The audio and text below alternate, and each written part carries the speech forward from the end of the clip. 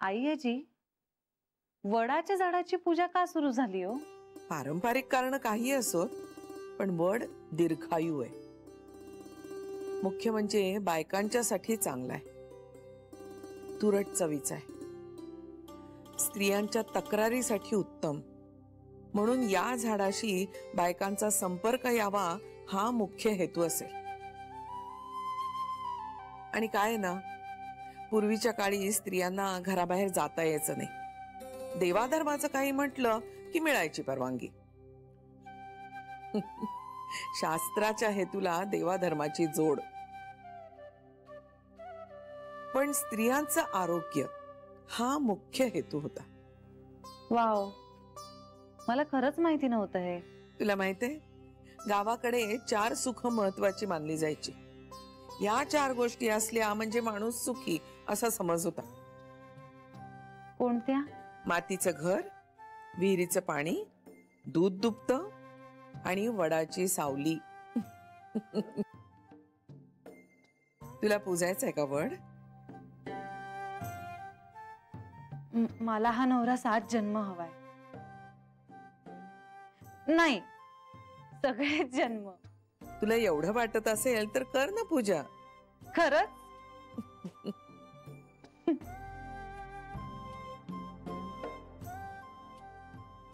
बाकी सगळ्यांना पण विचारू का मी?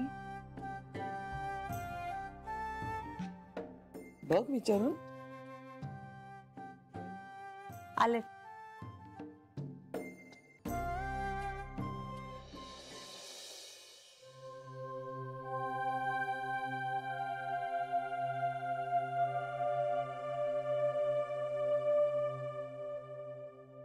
आई, आपण वडाच्या झाडाची पूजा करूया? मला चालेल, पण श्री चिडणार नसेल तर? श्री कशाला चिडेल? त्याचं म्हणणं फक्त वडाची पूजा करण्यापेक्षा वडाची झाडं लावली तर जास्त बरं असं. मग लावूयाही आणि पूजूयाही. बघा, पण श्रीला विचारून ठरवा काय ते. अगं मी विचारते ना, तू येशील ना? पण बेबीला विचारायला हवं ना. तिला विचारते ग मी. मध्ये काही वर्ष वडाचं पूजन थांबलं होतं ना माझं, म्हणूनच लग्न जुळता जुळता राहिलं माझं. नाही तर तो चम्या बारा होता. कोण तो? प्रद्युम्न? अहो ग, बिचारा साधा होता तसा. पण तू नाही म्हणाली होतीस तरी त्याला. त्याला तेवढं सिरियस कारण होतं ताई. धन्य आहे बाबा तुझी. अगं खरंच वाईट नव्हता तो, तेवढं एक सोडलं तर. काय सोडलं तर? अत्यानंद महाराज. सरे पुरे. हा, ते आता सुरू करू नकोस नव्याने. बरं आपण जाऊया ना, एकत्र जाऊया आपण. पण श्रीला विचारलं पाहिजे. ते ही विचारेल की. हो, मी बोलते श्रीशी. आलेच.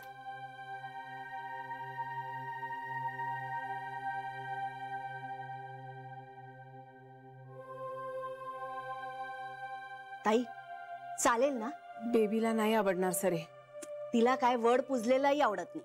ती वड पुजत नाही, पण आपल्याला कधी अडवलं नाही तिने. मग झालं तर. पण जान्हवी बरोबर जायचं म्हटलं की डोकं फिरेल तिचं. हे बघ ताई, माझ्यासाठी देवधर्म महत्वाचा, कुणाबरोबर जातोय ते महत्वाचं नाहीये. अगं देवाचं कार्य आहे, तिच्याशी पटत नसलं म्हणून काय झालं? ती तिचा वड पुजेल, आपण आपला वड पुजू. तिच्यामुळे निदान वडाची पूजा तरी होईल. पण बेबी? परत तेच, तू नको उगाच बेबीचा बाऊ करू. मी विचारते तिला.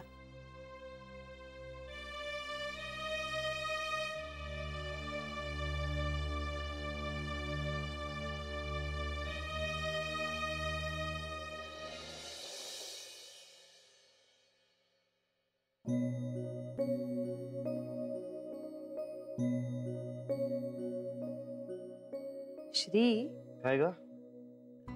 तू कामात आहेस का? नाही, असं काही फार नाही. बोल ना.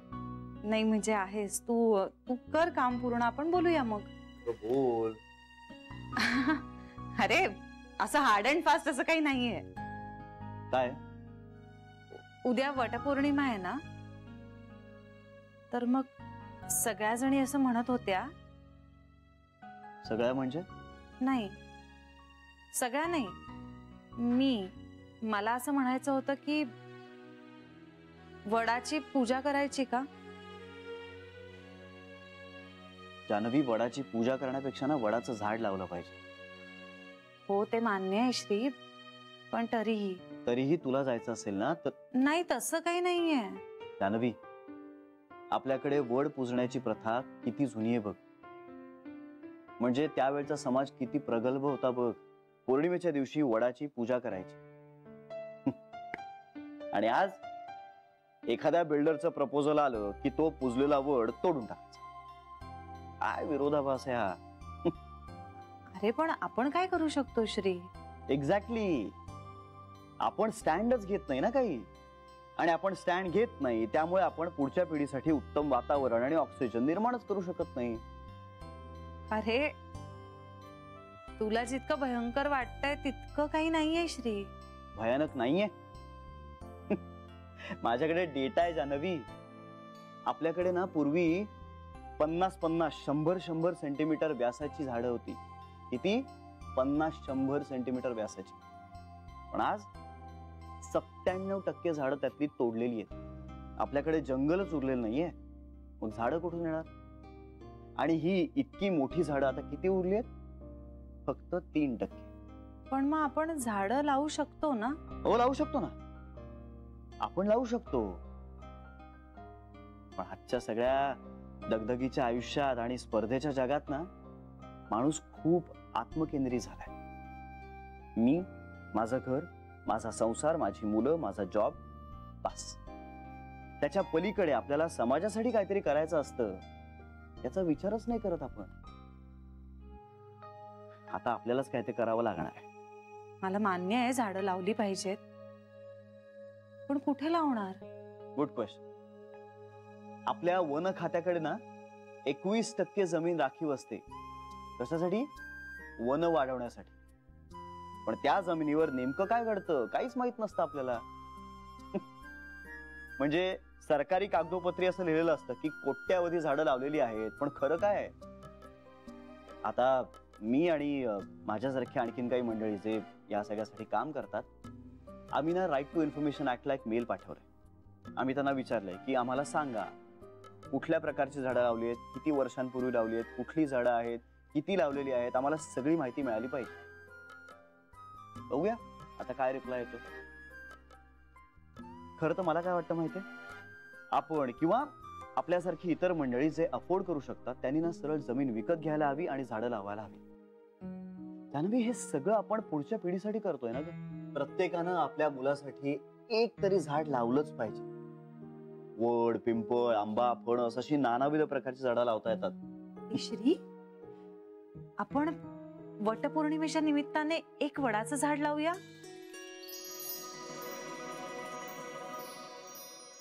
एक्सलंट आयडिया आहे. या आईजींना पण खूप आनंद होईल ना. आणि वडाचं झाड लावण्या इतकी वडाची दुसरी कुठलीच मोठी पूजा असू शकत नाही. पण कुठे लावायची? जागा आहे. पण वडाचंच झाड लावूया ना, का म्हणजे? हो, सध्या वडाचंच लावूया, कारण वडाचं झाड ना हे दीर्घायुषी असतं. म्हणजे काय, त्याचं मूळ खोड जरी मेलं ना तरी त्याच्या पारंब्या खोलवर रुतलेल्या असतात. वर्षानुवर्ष जगतात त्या. खूप बियाणं देतात.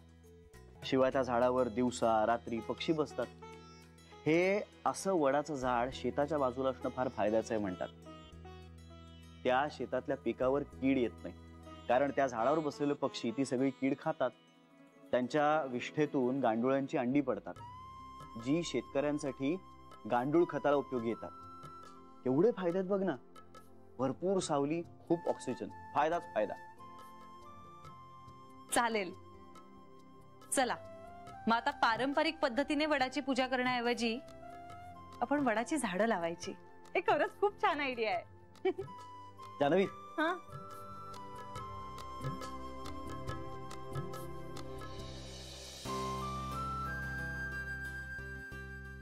आता तू खरी शोभतेस माझी अर्धांगिनी. श्री, मी मी माझ्या आयुष्यात निदान 25 झाडं तरी लावणार आता. म्हणजे मी संकल्प करते माझ्या बाळासाठी, त्याच्या फ्युचरसाठी. I love you. काय नुसतं हो? हो, मग कुणीतरी बरेचदा अशीच रिॲक्शन देतं ना. आता कुणीतरी पुढच्या 7 जन्मांसाठी हाच नवरा हवा असं मागायला चाललं होतं ना. ते मी उगाच म्हणाले होते. म्हणजे मी तुला पुढच्या 7 जन्मांसाठी नकोय? अजिबात नाही. तुला खरंच मी पुढच्या 7 जन्मांसाठी नकोय? का पण? कारण तुम्हाला जन्मजन्मी हवाय.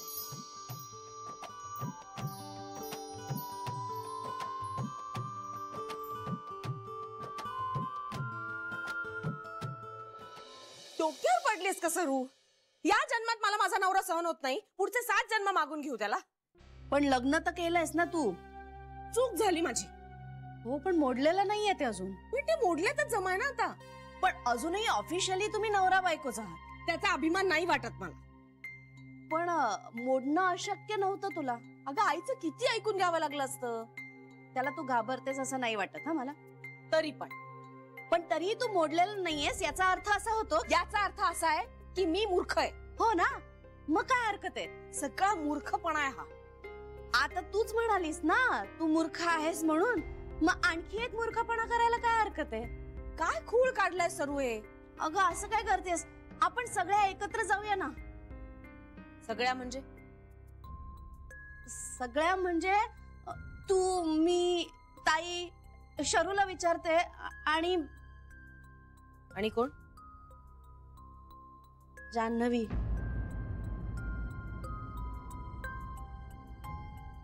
तिचा काय संबंध? अगं तिचंही लग्न झालंय की. ती श्रीची चूक आहे. हो, पण श्री ती चूक दुरुस्त करत नाहीये तोपर्यंत ती आहे ना. हे बघ बेबी, आपण तिचा वड पुजायचा हक्क हिरावून घेऊ शकत नाही. आपण आपली पूजा करूया, तिला तिची करू दे. मला मुळात वड पुजायचाच नाहीये. मग तू पूजू नकोस, नुसती ये आमच्या बरोबर. आणि काय करू? बघत बसू? अगं आपण सगळ्या जणी किती दिवसांनी कुठेतरी एकत्र जाऊ. काय हरकत आहे. आपण ना लक्षच नाही द्यायचं तिच्याकडे. आपण आपली आपली पूजा करू आणि येऊ.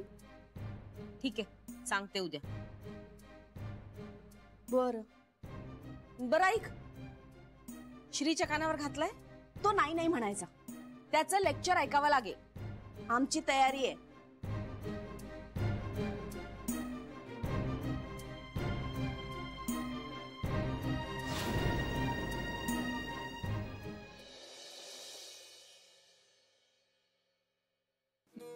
आई आता शरयू आली ना की निघू आम्ही. शरयू हसायला काय झालं? आई ग, कांता ग म्हणत होता मी शराला सांगितलंय वडाची पूजा वगैरे काही करायची नाही. तुम्ही बायका वड वगैरे पुजून स्वतःची सोय करून ठेवता, आम्हाला काही चॉईस आहे की नाही. तुम्ही वड पुजून 7 जन्म तोच नवरा मागता. आमची फरफट उगाच. मोठी फरफट झाली की नाही भाऊजींची? मी तेच म्हंटल त्याला, तर म्हणतो कसा तिची तरी फरफट झाली ना. मी तिला सांगितलंय पुढच्या जन्मात तरी चांगला नवरा माग, हाच कशाला हवाय पुन्हा. भाऊजींच्या ना जिभेला काही हाडच नाही. या गाठी ब्रह्मगाठी असतात वर बांधलेल्या. तो म्हणाला या जन्मात ती वड पूजणार, पुढचे 7 जन्म ती तोच नवरा मागणार, मग पुढच्या जन्मातही 7 जन्म तोच नवरा मागणार, मग पुढच्याही जन्मात तेच. अरे 7 7 7 म्हणजे याला काही अंतच नाहीये. म्हणतो कसा आता मी ठरवलंय शरांनी प्रदक्षिणा घातल्या ना वडाला की मी सुद्धा उलट्या प्रदक्षिणा घालणार आणि त्याचा परिणाम 0 करणार. म्हटलं तू काहीही कर, शरा वड पूजणार आणि जन्मोजन्मी असंच चालू राहणार. हे असं जन्मोजन्मी चालण्यासाठी वड असायला तर हवेत. जान्हवी, तुझं ताट कुठे पूजेचं? आईजी, यावेळी मी फक्त हात जोडणार आहे वडासमोर. या येजी, वटपौर्णिमेच्या निमित्तानं आज आपण झाडं लावणार आहोत. चला, झाली का तयारी तुमची निघायचं? ए बेबेत्या, यावेळी आपण वडाची पूजा नाही करणार आहोत, तर वडाचं झाड लावणार आहोत. आता हे कधी ठरलं? कालच कुणी ठरवलं? आम्ही.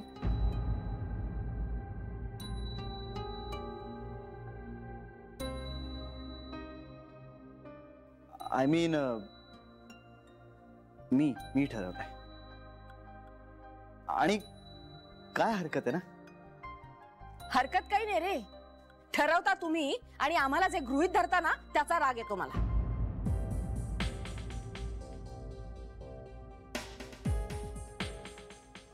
आय एम सॉरी बेबेत्या. आता सॉरी म्हणून काय उपयोग आहे?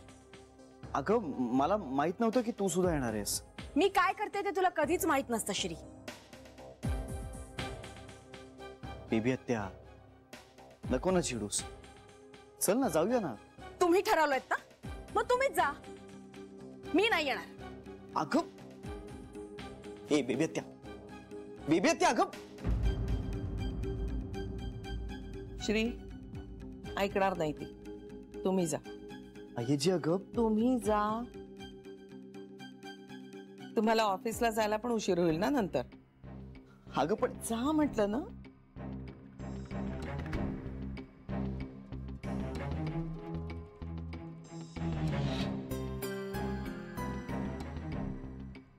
आई चल निघूया. नको श्री, मी थांबते इथेच. बेबी मला वड पुजायचा होता, लावायचा नव्हता. मावशी अगं आपण वड लावलाच नाही तर कसा पुजणार आहोत? ते सगळं देव बघून घेईल, आपण कशाला त्यात पडायचं? ए आई चल ना प्लीज. नको श्री, मी अरे मनापासून सांगते, तुम्ही दोघं जा. श्री तुम्ही दोघं जा.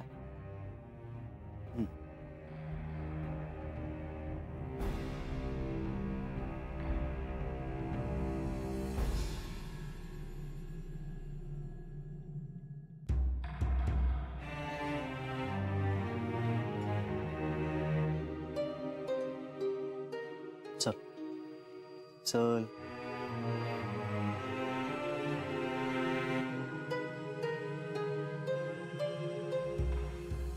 येतो. चल.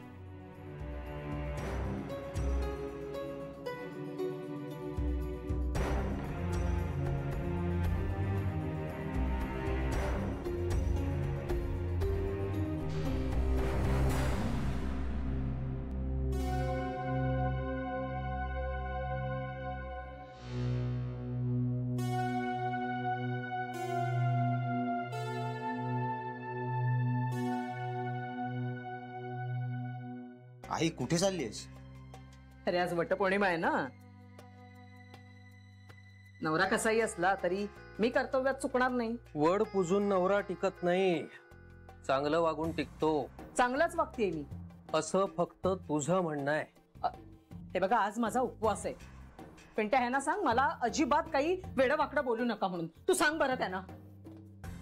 पिंट्या तिला सांग मी तिला बायको मानत नाही, त्यामुळे माझ्यासाठी वड पुजायची काही गरज नाही. पण मी मानते ना. पण मला नकोय ते. अहो माझं मी करतेय. तुला जे काही करायचंय ते कर, फक्त माझ्या नावाने करू नकोस म्हणजे झालं. बघितलंस बघितलंस ना. अरे बायको आहे ना मी ह्यांची ही लग्नाची. पिंट्या इतके दिवस हे तिला ठाऊक होतं का? विचार तिला. हो माहिती होतं मला. दमडीचं सुख नाही कधी दिलं तरी देखील ही सगळं एवढं करते. त्याची काही चाड आहे का या माणसाला? तेच म्हणतोय ना मी. नाही ना सुख मिळालं तुला, मग जुलमाचा रामराम कशाला? काही वड वगैरे पुजू नकोस. आणि हे सगळं तुझ्यासारख्यांसाठी नाहीच आहे. म्हणजे काय? माझ्यासारख्यांसाठी नाही म्हणजे काय? अगं जगणं असह्य केलंयस तू माझं. या एकाच जन्मामध्ये मला तुझा इतका वीट आलाय, 7 जन्म कशाला मागून घेतेस? दांभिकपणा करायची काही एक गरज नाहीये. मी देवाधर्माचं करते त्याच्यात आडवे येताय तुम्ही. अहो नरकात जाल. आत्ता कुठे आहे मग मी? पिंट्या पिंट्या बघितलंस कसे बोलतायत हे? काही ताळतंत्र आहे का यांच्या बोलण्याला? आई तू तरी कशाला वाढवतेस? असं काय करतोस म्हणजे वडाची पूजा पण करायची नाही? अहो सवाष्णबाई म्हटल्यानंतर वडाची पूजा करावीच लागते, नाही तर लोक काय म्हणतील? हेच ते सगळं लोकांसाठी करायचं, नाटकं नुसती. समाजात राहायचं ना म्हणजे समाजासारखं वागावंच लागतं, सगळ्या रीतीभाती ना पाळाव्याच लागतात. आणि एवढं काय तुम्हाला अगदी खटकण्यासारखं झालं होतं? तुम्हाला ना मी काही करते म्हटल्यानंतर ना ते आवडणारच नाही, माझं सगळं वाईट. कशाला मी तरी नवीन साडी दिसते मलाच कळत नाही. ती म्हणाली वड पुजायचा की झाल्या सगळ्या तयार, ती म्हणाली नाही करायचं की थांबल्या सगळ्या. अगं मला वाटलं. काय वाटलं? आता आपण तिच्याच तालावर नाचायचं का? तरी आम्ही नाहीच गेलो. म्हणजे ते दोघच गेले ना? आधी मला जायचंच नव्हतं, त्यातनं मी तयार झाले. पण आपण जायचंय ना? हो, मी माझ्या मैत्रिणीशी बोलले, तिच्या घरा शेजारी एक वडाचं झाड आहे, आपण पूजायचं. मग निघूया आपण. हो, तिला दाखवून देऊया ना, तिच्याशिवाय आपलं काही अडत नाही म्हणून. मला तर वड पूजायलाच हवा. ऍटलीस्ट पुढच्या वर्षी तरी लग्न व्हायलाच हवं माझं.